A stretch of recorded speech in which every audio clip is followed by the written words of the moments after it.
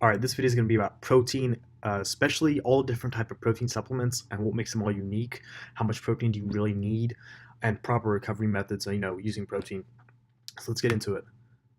So obviously, protein broken down into amino acids. We need these to repair our body, repair muscles, repair tissues that are damaged during training, and just everyday tasks. Your enzymes are proteins, hormones are proteins. So for all those things, we need protein in the diet. Cartilage, skin, and blood as well. So how much protein do active people really need? So it depends on a couple of things. It depends on your training style. If you're obviously a marathon runner or you're a bodybuilder. But general rule of thumb, if you're doing weightlifting and you're doing it 3 to 5 times a week, a good rule of thumb is around zero point 0.8 grams per pound of body weight. It's a good rule of thumb. So if you're like 170 or something, 170 pounds, that would put you at like 135 grams of protein. So pretty reasonable numbers there. Nothing too crazy. You don't need 200 grams, 250 grams. Now that's a different story if you're a competitive athlete, competitive bodybuilder. That's a good rule of thumb though.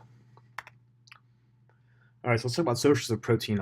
These are going to be dietary ones, pretty straightforward. We have meat, obviously. Lean versus fatty meat is something important. When you talk about fat and protein in the diet, you're going to have cuts of meat that are going to be fattier than others, such as chicken thigh versus like chicken breast.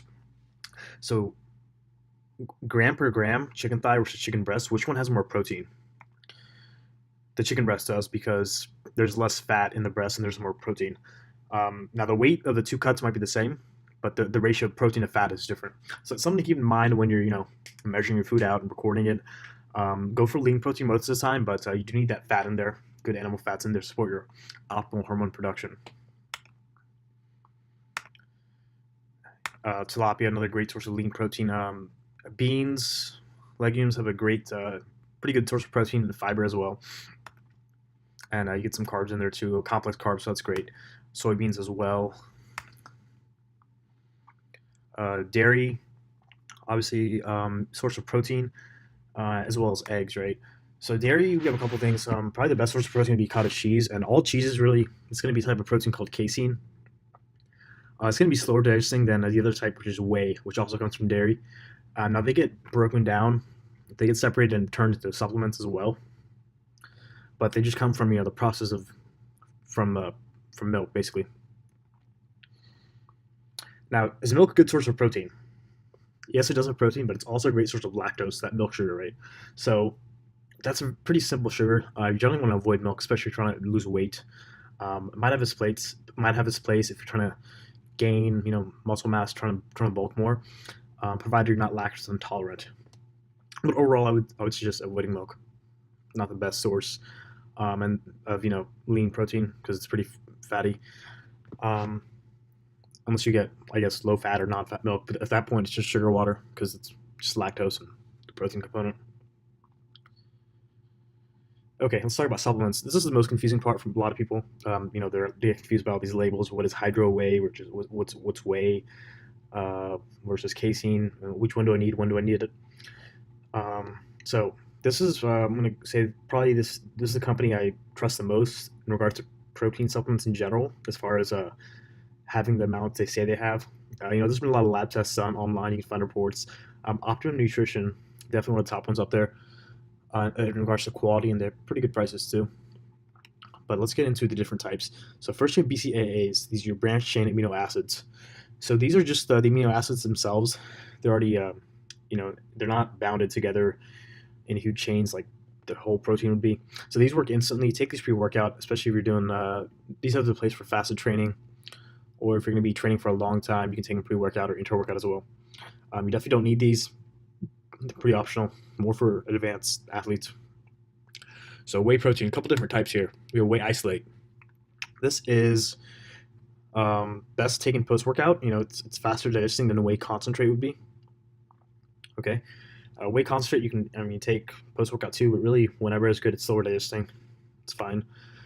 Versus the fastest would be hydrolyzed. So what is hydrolyzed whey? This one right here. It says advanced hydrolyzed. It even says fastest here. So it's literally, think of it as pre-digested for you a little bit. It's literally broken down into the amino acids already. They use protease enzymes. So it's going to make it the fastest digesting. It's going to go straight to the muscle tissue, or sources that need repair with the amino acids. So this is best really taken post workout. Otherwise, during bouts of really long training or fasted training as well. Otherwise, you can stick to these two up here. Another great source, micellar casein. So this is the slowest digesting type of protein. This is the same type of casein as what's in cottage cheese and in cheese in general. This is best taken if you're going to take a supplement. Best taken at night before you sleep, because this will release a steady stream of amino acids throughout the night to keep protein synthesis going the whole night. So this has its place definitely, and I take this personally as well. And I stick to mostly isolate post workout. But this is more, think of it as a meal replacement kind of, not a meal replacement, but an all-purpose general protein that can be taken not just post-workout, but just to add protein to the diet in general. It's good for you. So other proteins, you have egg protein, soy protein. These are all supplements. You can find them, if you don't want the milk proteins, because these two they come from milk. Rice protein is great. There's hemp protein. There's pea protein. All have different amino acid profiles, so it's pretty cool. Maybe some people, they're really lactose intolerant. I know a lot of supplements these days, if they have the whey or the casein too, they'll have lactase in there to help you break it down, because I'm lactose intolerant, but I can tolerate these just fine. But if you don't want the milk proteins, if it really bugs you, you can stick with one of these. Yeah, it's just supplements, but think of these all as supplements to your diet. They're not a replacement for real food.